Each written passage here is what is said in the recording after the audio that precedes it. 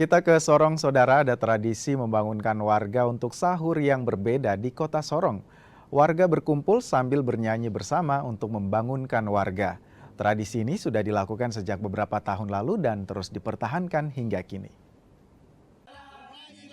Dendang sahur merupakan kegiatan rutinitas di bulan Ramadan. Kegiatan ini sudah dimulai sejak tahun 2020. Pemuda Muslim Melati Raya Kota Sorong konsisten menjalankan tradisi ini.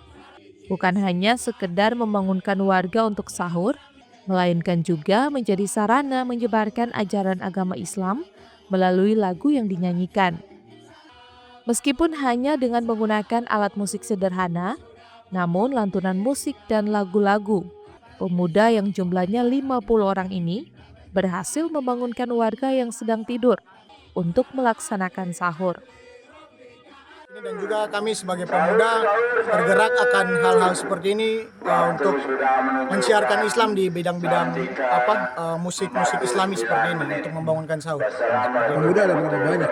Kurang lebih kami sekitar seratusan lebih ada. Cuman yang saat ini hadir tidak semuanya karena yang lain masih mungkin karena besok hari kerja jadi tidak sempat hadir seperti itu. Dendang sahur pemuda Muslim Melati Raya ini tidak hanya menghibur, tetapi juga meningkatkan semangat beribadah di bulan Ramadan, serta menjadi bagian dari upaya dalam memaknai bulan Ramadan.